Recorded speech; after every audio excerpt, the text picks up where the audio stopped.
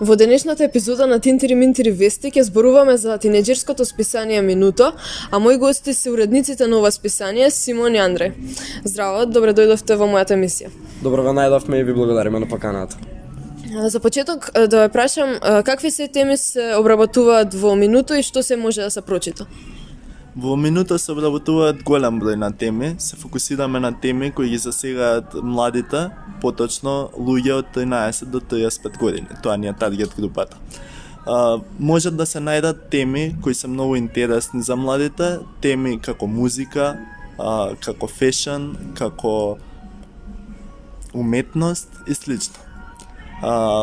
Минуто обработува исто така теми кои се популарни на Запад и пробуваме да најдеме конекција како истите се имплементирани во Македонија. Кој ви беше мотив да го започнете ова списание? Како започна се? Списанието го работиме веќе скоро 1,5 година. Мотивот да го започнеме на некој начин ни беше така што го баравме нештото што нас ни фали.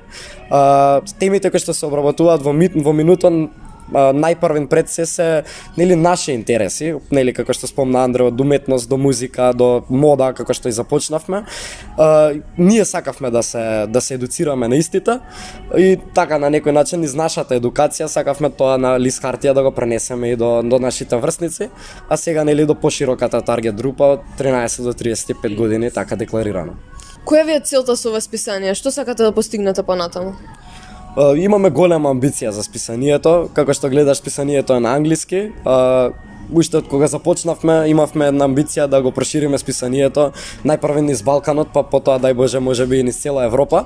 Меѓутоа главната амбиција пред се ни беше нели да покажеме дека се што некој сака да направи, особено и кога е млад, кога има нели како нас 16-17 години, може ако сака, ако биде упорен и ако работи и дека едноставно со работливост и со љубов кон тоа што го сакаш, се може да се постигне. Зошто одбравте списанието да биде во печатена форма во време кога се е дигитално? Кога започнувавме списанието, беше многу голема дискусија помеѓу нас дали треба да биде печатено или дигитално, па решивме да го издаваме и во двата вида. Се одлучивме главно да се фокусираме на печатениот медиум, бидејќи сметаме дека кога ќе се допре лист хартија во рака, кога ќе се осети тежината на самото списание, дека се добива поголема конекција со самото списание. Која ви е најголема пречка додека подготвувате едно издание на Минуто? Припремата на списанието секако се состои од многу аспекти, од сликање на моделите, до пишување на текстовите, до потоа се средување на материјалите во илустратор и во индизајн.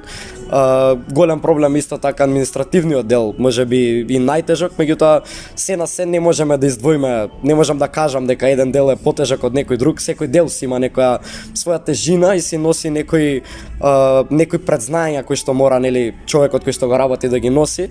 Меѓутоа работиме тројца, најверојатно најтешкиот дел од се е да на крајот сета таа работа и сета идеја и мотивација која што се добила во изминатиот период да се склопи во едно парче, во едно списание кое што на крајот ќе излезе како целина. И за крај да направиме една мала реклама, каде може да се најде Минуто? Списанието може да се најде низ цела Македонија, достапно е во поголемиот број на трафики во Скопје, но и низ Македонија. Исто така може да се најде и во поголемите брендови на супермаркети. Уште еднаш да ви се заблагодарам што ми бевте гости, ми беше многу мило. Ви посакувам да си ги остварите сите цели што ги имате понатаму со списанието и се гледаме во некоја наредна прилика. Ви благодариме уште еднаш на поканата и се надам се гледаме.